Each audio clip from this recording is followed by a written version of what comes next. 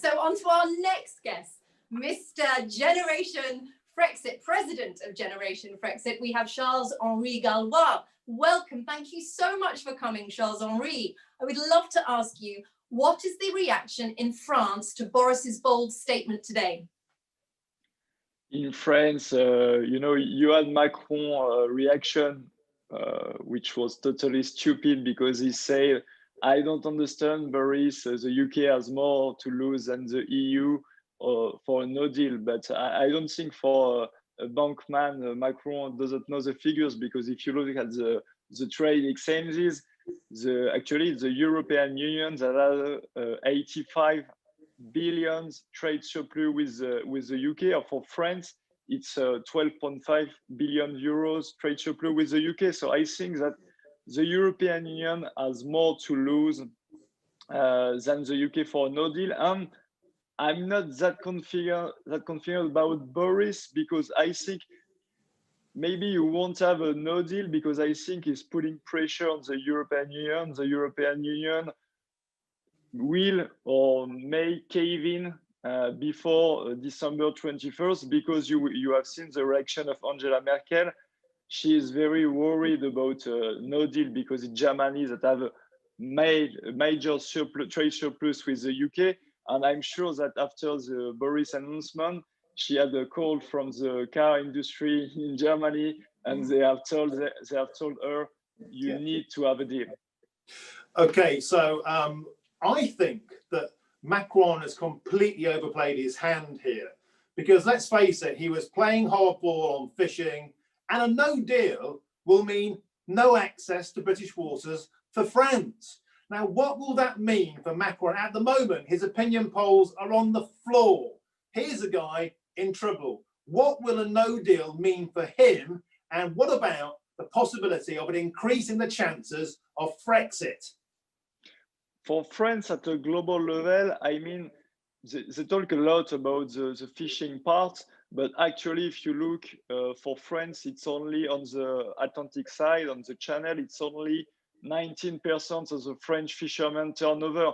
So it's not the same for Belgium or Netherlands, it's almost 50%. So they will be more in trouble. And actually, France, if we were sovereign, we can have access 100% for our own waters. And the issue is that we cannot compensate it so far, because we will have the Belgium and the Dutch that will come to fish in the French waters. So we have actually the same issues that you had with the French fishermen. And then for Frexit, definitely, I think if Britain is out with a good deal or with no deal, it will be a great momentum for all the countries within Europe that want to take their freedom back, that want to take back control. And I think about France and Italy. So we may have a very good surprise about it. And for France or for Macron, let's say opinion polls, I think it's not the fishing industry the most worrying part. It's more about the other thing, because it's only 171 million euros, the fishing, let's say, turnover in the UK waters.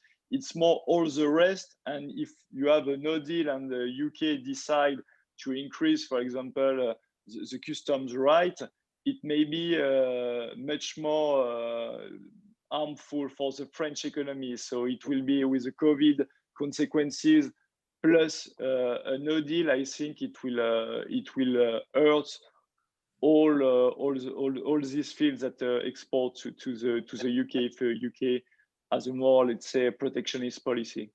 Thank you. Absolutely. I was talking to Martin earlier just about how Macron is facing an election in 2022, and how much of his sort of theatrics was an attempt to appeal to the nationalists in France, you know, standing up for the fishermen and things like that. Has that worked in the French media, and how has the French media taken to Boris's stance today? Is it supportive? Does it attack Brexit? No, I think they attack Brexit because, as in the EU, the mainstream media in France, they fear that the Brexit will be a success and that it will give ideas to the people to do the same. So they are more on Macron's position to say it's very dangerous what Boris is doing because a no deal will be a catastrophe for UK. So they have all this narrative, but then you have the narrative, and after that you have the facts. And I think it will be definitely okay for the UK, and within some years we will benefit from that. Okay, so I'm going to push you. I know you're a politician and you're very good at dodging questions. Has the likelihood of Frexit increased today? It's too soon to do it. I think it will increase after the real result of Brexit. Today, just an announcement, and as I said, the mainstream media, they say it will be very hard for the UK, so they are still in this narrative. And what advice would you have to Boris, if you could speak to him now, on how to play the next week with the EU team coming over to continue talks in London? I think he should stay tough, and I think that if he stays tough, at the end you will have Germany that will force the European Union to cave in and to give everything, almost everything, let's say, that Boris asked, and maybe you could even finish with a good deal. Well, super stuff. Charles-Henri, always an inspiration. Now, remember, guys, if you want to get involved in this debate, use the hashtag Brexit Unlocked.